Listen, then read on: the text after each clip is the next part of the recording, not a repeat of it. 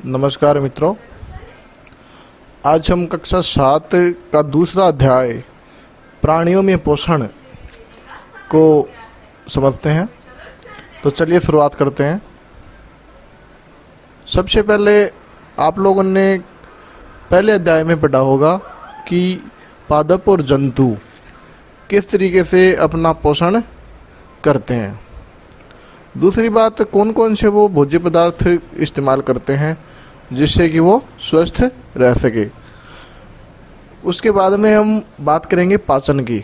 सबसे पहले पाचन की बात करेंगे तो पाचन एक ऐसी क्रिया है जिसमें जो जटिल खाद्य पदार्थ होते हैं उनको सरल खाद्य पदार्थों में तोड़ दिया जाता है। देखिए यहाँ पर एक श्रृंखला बना के दिखाई दे रही है।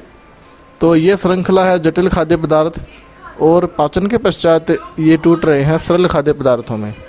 तो ये क्रिया है, ये पाचन की क्रिया कहलाती है।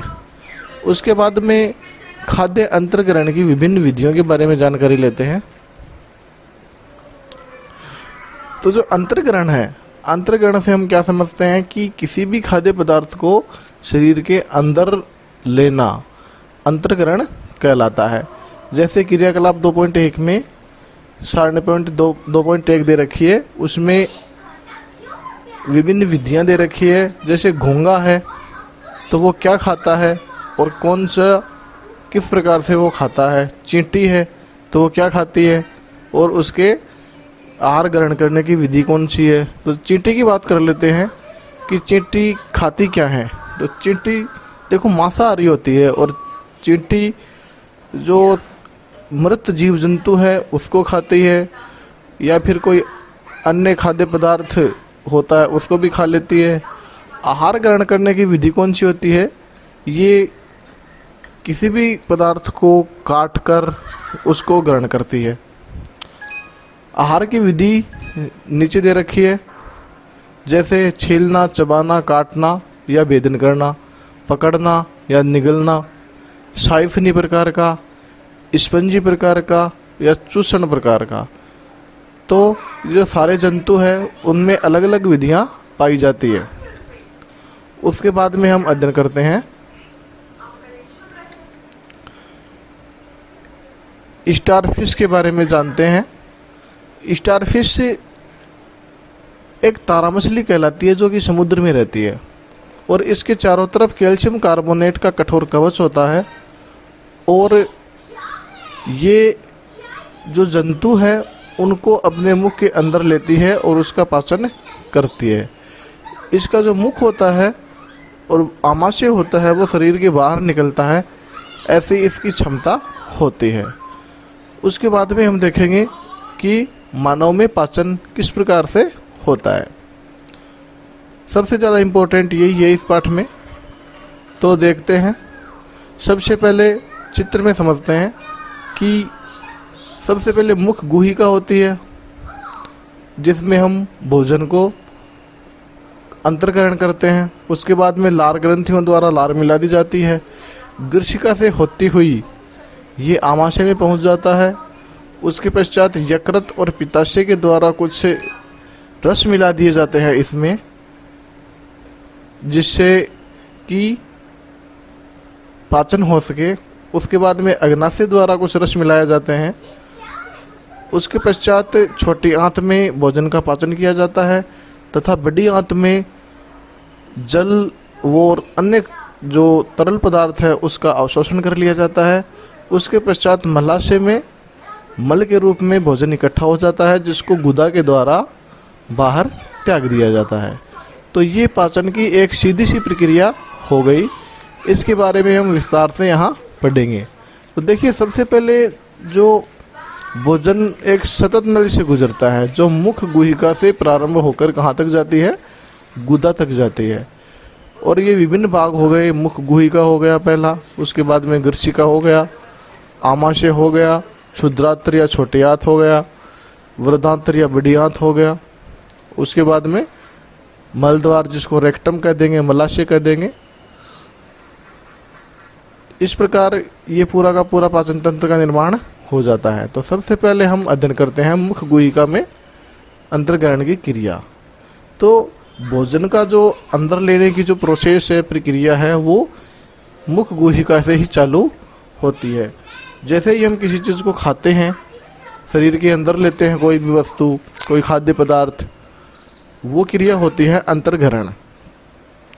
उसके बाद में मुख गुहिका में दांतों की सहायता से हम भोजन को चबाते हैं। इस क्रिया को हम यांत्रिक पाचन कहते हैं। मतलब यांत्रिक विधि द्वारा भोजन को छोटे छोटे टुकड़ों में तोड़ दिया जाता है। इन छोटे छोटे टुकड़ों में तोड़ने का कार्य दांत करते हैं। तो मनुष्य में दांतों की व्यवस्था दिखाई गई है चित्र नंबर 2.3 में।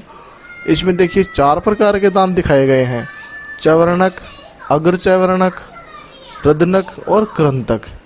तो 1, 2, 3 और 4 जो दांत है वो कृंतक होते हैं। उसके बाद में पास वाले जो 2 दांत होते हैं उनको रदनक दांत कहते हैं, और उनके पास वाले 2 दांतों को अग्र चैवर्णक कहते हैं, और उसके बाद में जो दाढ़ें होती है वो चैवर्णक कहलाते हैं।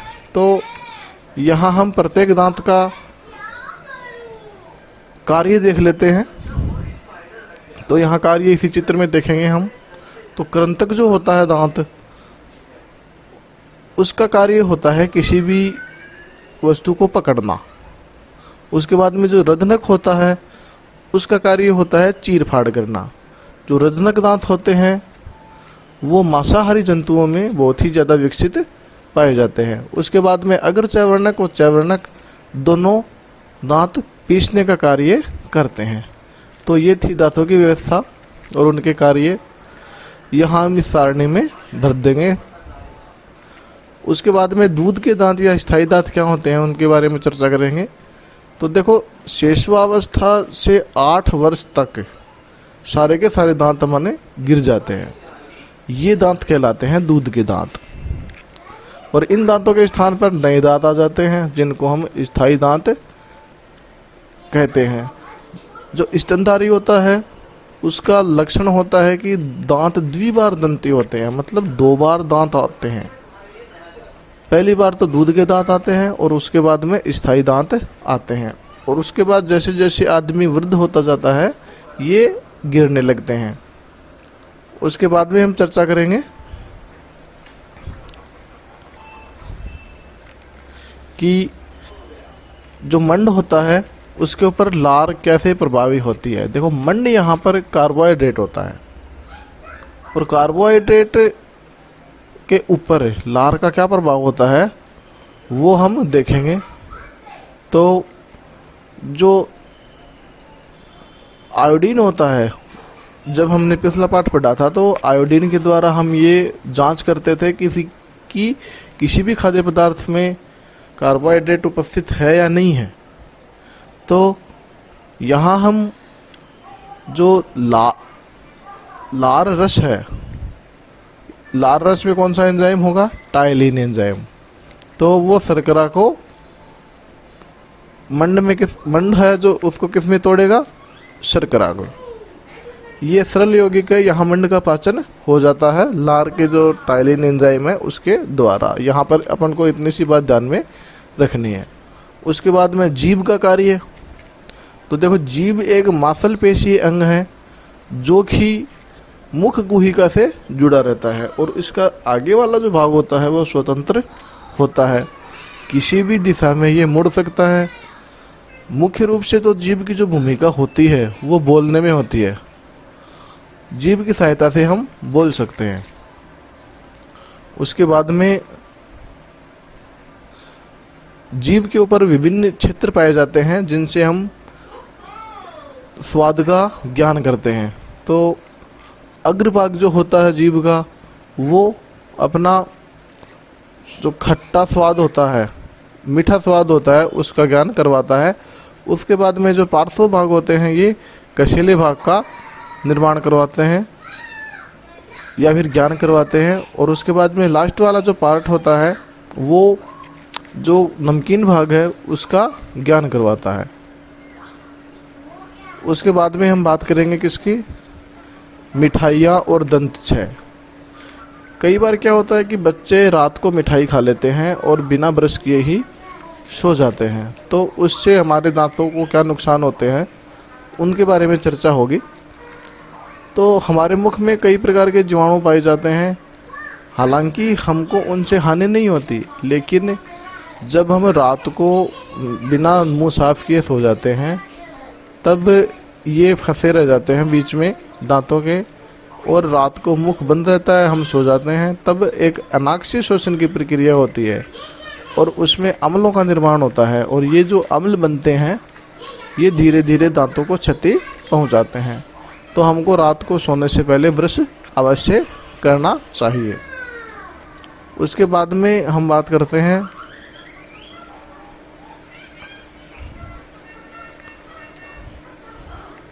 जो भोजन नली है, ग्रास नली, उसके बारे में।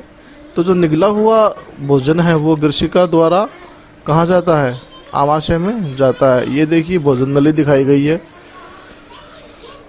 ये ग्रसिका से होता हुआ कहाँ जा रहा है, आमाशय में। तो भोजन नली केवल एक नली का कार्य करती है जो आमाशय को किससे जोड़ती है, मुख से जोड़ती है।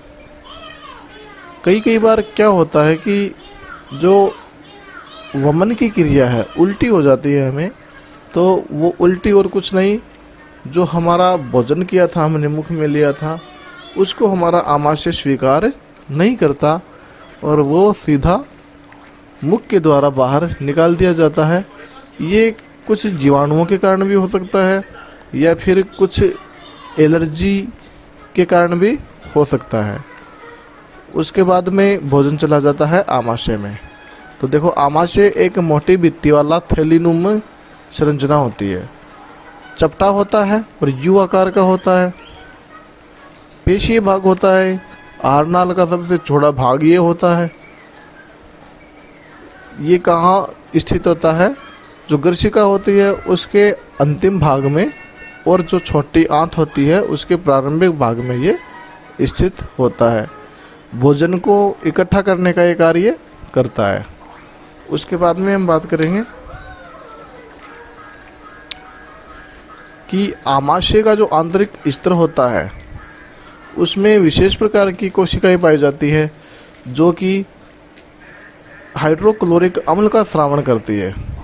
और ये जो हाइड्रोक्लोरिक अम्ल होता है, पाचक रस होता है, पाचक रस कहाँ से आएगा, हमारा यकृत से आएगा, और हाइड्रोक्लोरिक अम्ल आमाशय से आएगा। तो ये दोनों क्या करेंगे, ये बाहर से आए जीवाणु जो भोजन के साथ आते हैं उनको नष्ट करने का कार्य करेंगे। उसके बाद में कई बार क्या होता है कि जब हम जल्दी जल्दी खाना खाते हैं या फिर खाते समय बात करते हैं तो खांसी आती है या हिचकी आती है। तो ये किस कारण से होता है कि खाद्य कणों के जो श्वास नली है उसमें प्रवेश करने के कारण ये होता है। तो खाते समय हमको बात नहीं करनी चाहिए। उसके बाद में क्षुद्रांत्र होती है, छोटी आंत। देखो क्षुद्रांत्र की जो लंबाई होती है वो 7.5 मीटर होती है, और क्षुद्रांत्र जो है ये शरीर का सबसे लंबा नलिकाकार संरचना होती है। इसकी भित्ति के द्वारा कुछ विशेष प्रकार के रस स्रावित किए जाते हैं जिनके द्वारा पाचन में सहायता की जाती है। इसमें पित्ताशय जो होता है उसके द्वारा पित्तरस डाल दिया जाता है, अग्नाशय के द्वारा अग्नाशयी रस डाल दिया जाता है जो कि कार्बोहाइड्रेट और प्रोटीन के ऊपर क्रिया करके उनको सरल रूप में बदल देता है, तथा जो वसा है उसका पाचन भी पित्तरस के द्वारा कर दिया जाता है। उसके बाद में जो कार्बोहाइड्रेट होता है वो ग्लूकोज में परिवर्तित हो जाता है, और जो वसा है हमारा वो प्रोटीन और एमिनो अम्ल में बदल जाता है। तो ये यहाँ तक पाचन की क्रिया संपन्न हो जाती है। उसके बाद में हम बात करते हैं जो बड़ी आंत है उसमें अवशोषण की क्रिया। तो छोटी आंत में लगभग भोजन का पाचन कंप्लीट हो जाता है। उसके बाद में बड़ी आंत में केवल और केवल अवशोषण मात्र रह जाता है। कुछ जो तरल पदार्थ होते हैं उनका अवशोषण किया जाता है, क्योंकि जो क्षुद्रांत्र होती है उसमें दीर्घ रोम या रसांकुर, या फिर अंग्रेजी में जिसको हम विलाई बोलेंगे वो संरचना पाई जाती है। यहाँ पर जो भोजन का स्वांगीकरण होता है, जो बचा हुआ भोजन है उसमें से मुख्य मुख्य पदार्थों को अवशोषित कर लिया जाता है तथा जो शेष अपशिष्ट पदार्थ होते हैं उनको मलाशय की तरफ बढ़ा दिया जाता है। और ये सारा का सारा जो प्रोसेस है, प्रक्रम है, इसको हम स्वांगीकरण कहेंगे। यहाँ जो कोशिकाओं में उपस्थित ग्लूकोज का विघटन ऑक्सीजन की सहायता से कार्बन डाइऑक्साइड और जल में हो जाता है तथा ऊर्जा निकल जाती है। और ये ऊर्जा हमको यहीं मिलती है, जिससे कि हम ये कहते हैं कि भोजन करने के बाद में जो ताकत हमको मिलती है। उसके बाद में वृद्धातर, तो वृद्धातर में अवशोषण की क्रिया होती है। उसके बाद जो बचा हुआ पदार्थ है वो अर्ध ठोस के रूप में मलाशय में चला जाता है। उसके बाद में हम बात करेंगे घास खाने वाले जंतुओं में पाचन कैसे होता है। देखो, घास खाने वाले जो जंतु होते हैं वो शाकाहारी जंतु होते हैं और लगातार क्या करते रहते हैं, जुगाली करते रहते हैं। तो ये क्या करते हैं कि इनके आमाशय में दो भाग होते हैं, जिनमें एक भाग होता है रुमेन, जिसको हम प्रथम आमाशय कहते हैं, और जो रूमिनेंट होते हैं उसमें आमाशय 4 भागों में बटा होता है। रुमेन में तो भोजन का आंशिक पाचन होता है, जिसको हम जुगाल कह देते हैं। ये जुगाल दोबारा मुंह के अंदर जंतु द्वारा लाया जाता है तथा उसको दोबारा चबाया जाता है। और ये सारा का सारा जो प्रक्रिया है इसको रोमंथन कहते हैं। उसके बाद में हम बात करेंगे दस्त की। तो दस्त क्या होते हैं, कई बार जल रूपी पतले मल का बार बार निष्कासन की आवश्यकता होती है, तो इसको हम दस्त कहते हैं। दस्त कई तरीके से हो सकते हैं, जैसे या तो कोई बैक्टीरियल या फिर वायरल संक्रमण हो गया हो, या फिर खाद्य विषाक्तता हो गई हो, या जो अपच हो गया हो, कोई पदार्थ जो हमने खाया वो सही तरीके से पचा नहीं हो, तो उनके कारण दस्त हो सकते हैं। और दस्त का एकमात्र उपाय है जीवन रक्षक घोल, जिसको ORS भी कह सकते हैं। तो इसमें रोगी के जो शरीर है उसमें जल की कमी हो जाती है, जिसको अधिक से अधिक मात्रा में जल पीकर वापस पूर्ण किया जा सकता है। उसके बाद में हम बात करते हैं जो रोमंथी जंतु होते हैं, उनके जो भोजन होता है उसमें सेल्यूलोज की मात्रा बहुत ज़्यादा होती है, और उस सेल्यूलोज को क्षुद्रांत्र और वृद्धांत्र के बीच में एक बड़ी थैलीनुमा संरचना होती है, जिसको हम अन्ननाल कहते हैं। उसका यहाँ पर पाचन कुछ जीवाणुओं के द्वारा किया जाता है। मनुष्य में सेल्यूलोज का पाचन करने वाले जीवाणु नहीं पाए जाते। उसके बाद में हम बात करेंगे अमीबा में संवरण और पाचन की। तो देखो, अमीबा जो होता है अपना, वो अकोशिकीय जीव होता है। कहाँ पाया जाता है? जलाशय में पाया जाता है। अमीबा की संरचना में हम देखेंगे कि इसमें केवल एक गोल केंद्रक होगा, कुछ खाद्य धानियाँ होंगी और कुछ इसमें कूटपाद बाहर की तरफ निकले हुए दिखाई देंगे। तो अमीबा एक बुलबुले के समान आकृति वाला जीव है। ये अंतर्ग्रहण जैसे करेगा कि मान लीजिए ये कोई खाद्य कणिका इसके पास में आई, तो ये चारों तरफ इसके अपने जो कूटपाद है या पादाब है उनका निर्माण करेगा। फिर धीरे धीरे ये पादाब इसको अंदर ले लेंगे और जो खाद्य धानियाँ होती है इसमें, उनके द्वारा इस खाद्य कणिका का पाचन कर दिया जाएगा। और पाचन के पश्चात जो अपशिष्ट है उनको एक खाद्य कणिका में डाल दिया जाएगा, जो बाहर की तरफ जाके फट जाएगी और जो वही क्षपित अपशिष्ट है वो बाहर निकल जाएगा। तो ये थी अमीबा में पाचन की क्रिया। तो इस पाठ में केवल इतना ही। इस पाठ में जो कुछ आपको समझ में नहीं आया हो उसको आप कमेंट करके बता सकते हैं, उसका उत्तर हम देने का प्रयास करेंगे। इस अध्याय में केवल इतना ही। मिलते हैं अगले वीडियो में, तब तक के लिए गुड बाय।